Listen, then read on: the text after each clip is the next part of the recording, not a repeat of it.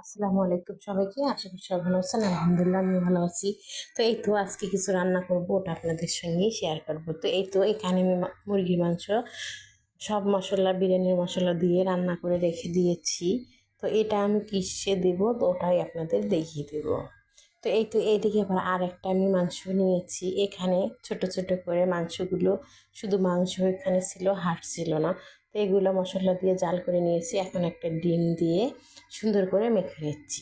মেখে নেওয়ার পরে তো আমি কি করব তাও আপনাদের দেখিয়ে দেবো। তো আশা করি পুরো ভিডিওটার সঙ্গে থাকবেন এবং দেখবেন।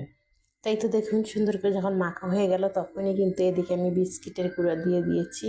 দেওয়ার পরে একে একে আমি সবগুলো এখানে তেলে দিচ্ছি ফ্রাই প্যানে। দেওয়ার পরে ভেজে নেব। আসলে বেশি ছিল না, অল্প কয়েক পিস ছিল বাচ্চাদের আবদারে। তারপরে এদিকে আমি আজকে পোলাও রান্না বসাই দিব। তো একটু ভিন্নভাবে প্রথমে পানি দিয়েছি, তারপরে ঘি দিয়েছি, ঘির উপরে আবার একটু সয়াবিন তেল দিয়েছি, লবণ দেব, আর এখানে শুধু কাঁচামরিচ দেব, আর কোনো কিছুই আমি দিচ্ছি না। না দেওয়ার পরে এখন আমি এটাকে জাল করে নিচ্ছি সুন্দর করে। জাল করা হয়ে গেছে। এখন আমি যেটা দেবো সেটা হচ্ছে চাউল। চাউলটা আমি ধুয়ে রেখে দিয়েছিলাম। দেওয়ার পরে এখন এখানে দেওয়ার পরে দেখুন সুন্দর করে নেড়ে দিচ্ছি, মানে মিক্স করে দিচ্ছি। আর তেল ঘি দিয়েছি, যার কারণে একটু ঝরঝরা টাইপের হবে, কোনোটার সঙ্গে কোনোটা জোড়া লাগবে না। তারপরে তো এই তো জাল করে নিচ্ছি। এখনই আমি ওই রান্না করা মাংসগুলো এখানে দিয়ে দেব, মুরগির মাংস। তো এই মুরগির মাংসতে আমি সমস্ত ধরনের মশলা দিয়ে দিয়েছি, আর কোনো মশলা দেওয়ার বাকি নেই।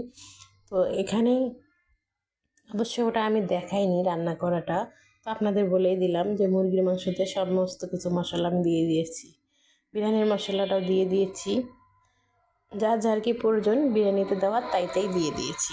তো এদিকে আমি এই তো এই পানিটা একদম শুকিয়ে গেছে। এখন আমি একটা নাড়া দিয়ে সুন্দর করে এটাকে দমে রেখে দেব। তো যতক্ষণ না খেয়েছে ওরা ততক্ষণের জন্য আমি এভাবে দমে রেখে দেব। তারপরে তো দেখুন এই যে নামিয়ে নিয়ে আসছি, দেখুন অনেক সুন্দর হয়েছে, অনেক মজা হয়েছে। আসলে অনেক দিন পরের মুরগির বিরিয়ানি রান্না করেছি, অনেক ভালো হয়েছে। তারপর তো একটা প্লেট সাজিয়ে দিলাম আমার মেয়ের জন্য। তো এই তো ওরা এখন খাবে, ভালো লাগলে অবশ্যই জানাবেন।